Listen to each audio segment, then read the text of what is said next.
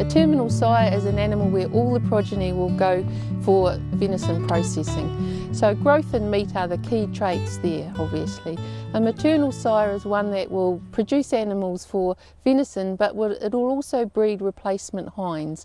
Therefore, there are more traits that we're interested, like mature size of the hind, her reproduction capability. Because what you're buying when you're buying a stag or new hinds in is you're buying their genetic merit that they can pass on to their progeny. So you only want to pay for the genetics, and you want to know that they've been correctly and appropriately quantified or measured. If you're buying high performance genetics, you actually have to provide them with a high performance environment. There's no free feed with genetics.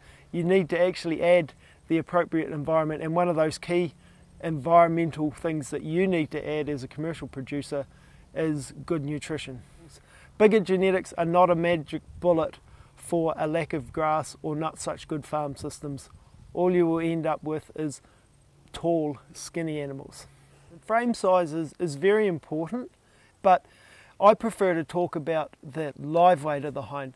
You can have a tall hind that's 120 kilograms, or you can have a much shorter hind that's 120 kilograms. So for some of it's individual farmer preference, but when we're talking about terminal and maternal sires, it's really important to have a hind of a live weight that's going to be productive for you.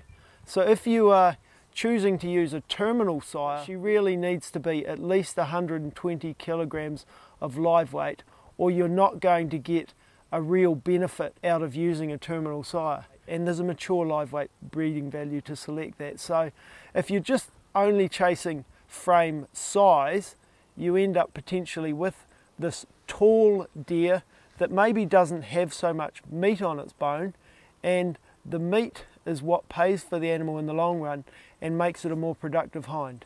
A lot of people, their farm system may not have the capacity to grow a larger hind to the desired mature live weight as a replacement at 15 months of age. So in those cases, people will choose a hind with a smaller mature live weight so that they know they can get her up to weight for puberty at 15 to 16 months of age, and then get a fawn out of her, which is the other side of maternal productivity. That animal may potentially, if you go too small, produce quite a small fawn though.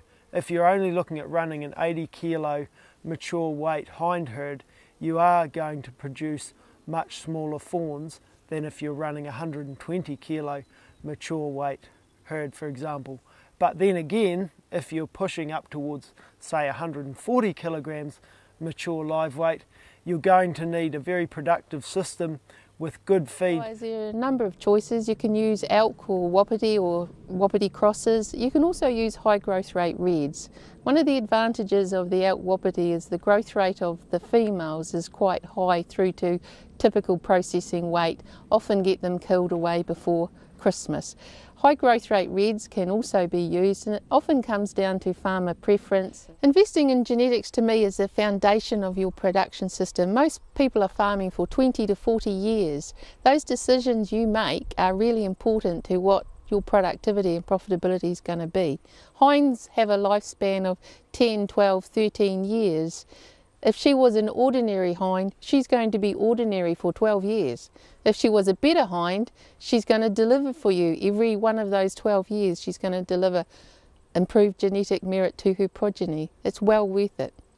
So when it comes to sales, some of the high value animals in the tens of thousands are often trophy animals with good genetics for trophies, or velvet, where the returns, the heritabilities are high and the returns are quite high. Venison animals are often in that 4,000 to 10,000 range. You can get some very good genetics. Those genetics will contribute increasing productivity and profitability to you every year. You should continuously be wanting to improve the merit of your herd, and though good return on investment through not only just the animals that go for processing, but how your hind base improves. Year on year, we want to see the average merit of your hind improving for the traits that are important to your system.